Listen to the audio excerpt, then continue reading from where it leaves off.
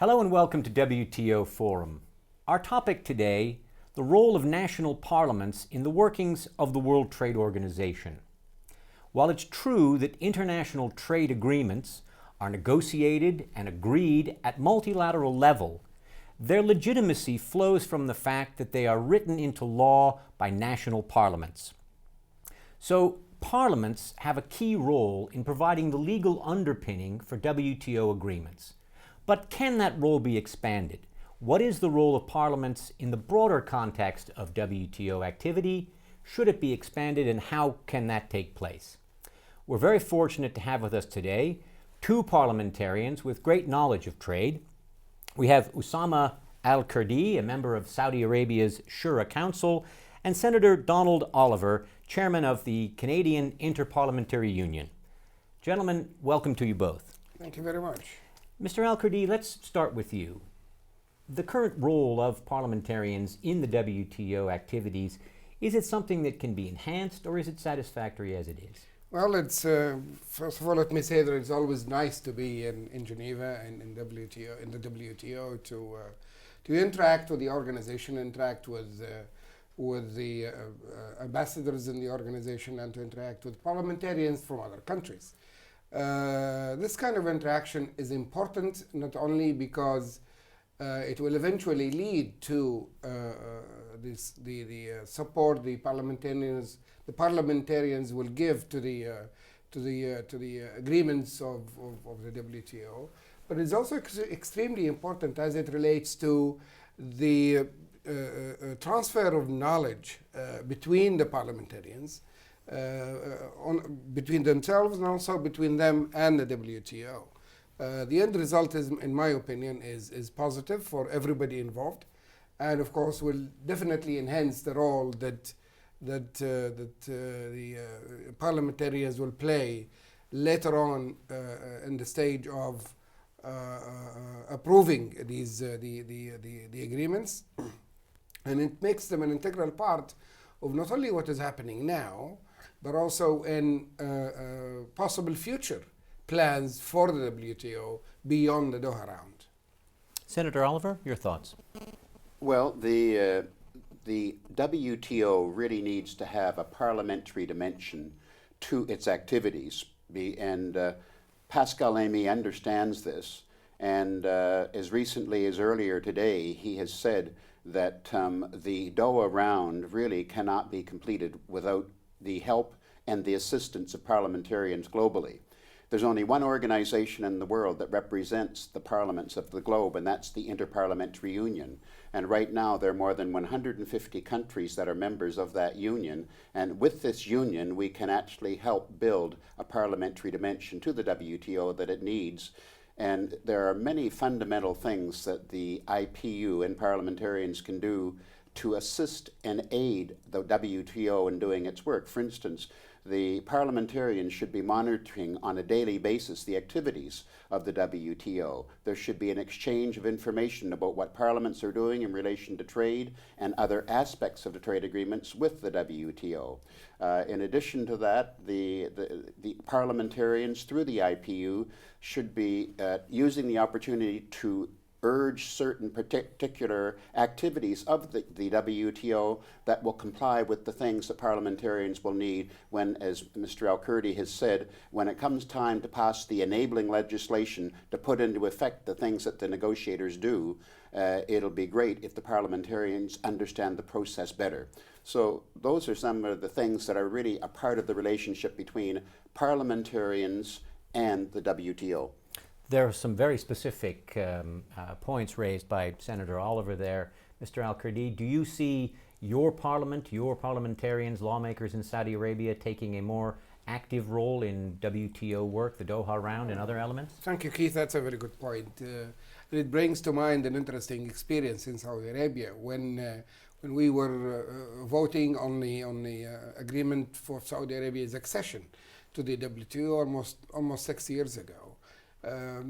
Due to the fact that not all the members of the Shura Council, the Saudi Parliament, knew what was going on with the WTO and what the agreement, what process the agreement had to go through before we were able to reach it. It was a lot of hard work for me and a small group of Shura members to actually convince the others that this was good for Saudi Arabia, not only for now, but also for the future. We had to go through, it was almost like renegotiating the agreement with the members of the Shura Council, because at the end of the day, they were the ones who were going to approve it or not approve it. We had to postpone voting a couple of times. We had to hold small hearings to describe the, and I'm hoping that this time we didn't have to go through the same thing, considering the involvement that the Shura Council had in the process of negotiating the Doha round. Now, what I think we should be doing is maybe work harder in the future. I'm hoping that this year does become the end of.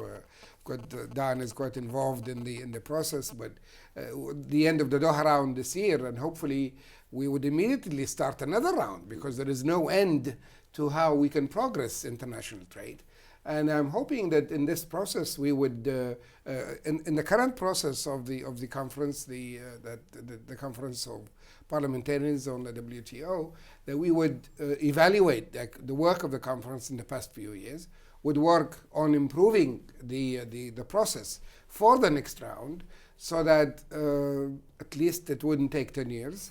Hopefully it would take less than that, if the parliamentarians are more involved and more organized for the next round. And also to develop the link between the parliamentarians in the IPU and the WTO. But more importantly, let the governments know that now the parliamentarians are going to be part of the negotiations. And that, in my opinion, will actually ease matters, because we don't look at things from an executive perspective. We look at it from a legislative perspective and the end result. Can we in the Secretariat do more to enhance understanding of parliamentarians about the deeply complex work that we do here in Geneva? Yes, there are many things you should and could be doing. And indeed, Pascal Lamy recently said that if parliamentarians want training on some aspects of trade, then all you have to do is ask, because that's really part of their mandate.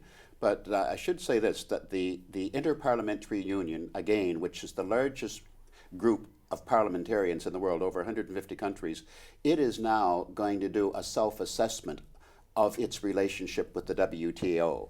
And it's going to say, are we getting value for money? And in the course of this assessment, the IPU is going to come up with a document that's going to say, look, we've come this far, we're actually holding our meetings now right at the WTO.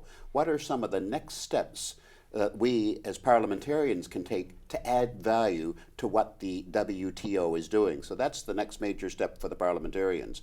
And there are several things that can be done to add value. For instance, we had a session during these meetings where we had some of the key negotiators on the stage making a presentation and then answering questions posed by members of parliaments from around the world. That was good. But we need to have more ongoing engagements between parliamentarians and these key negotiators. And there should be more conferences, and there has to be a greater exchange of information. And on the part of the WTO, you have to become more transparent, because as parliamentarians, that's what we're used to in terms of dealing with the executive and indeed in dealing with organizations such as yours. So you have to be prepared to be more transparent in what you're doing. If I may interject something here that I have gained during this conference, is the importance of bilateral and multilateral agreements to the eventual conclusion of the WTO. We have of the Doha round. We have had into quite a bit of discussions about whether these bilaterals or multilaterals are good for the Doha round or good for the WTO in general. And I think I've learned a lot from discussing this issue during this conference. Senator Oliver, your final thoughts. Well, I'm delighted that Pascal Lamy, the head of the WTO, has taken such a keen interest in parliamentarians per se, and he has actually opened the doors of the WTO to parliamentarians through the Parliament of Europe and through the IPU. And he has also indicated that he would like to see this relationship develop further, And that can only help the negotiations and can only help trade throughout the world. So I think that's a wonderful, wonderful indication on the part of the WTO. Mr. Al-Kurdi, you have the last word. Well, actually, again, I'm very happy to have been here, very happy to have been able to interact with all my colleagues in the IPU, and I am sure of the positive outcome of this meeting, not only on the Doha round, but the WTO in general. And I'm looking forward to the next meeting. Usama Al-Kurdi, Donald Oliver, thanks to you both, and thanks to you for watching WTO Forum.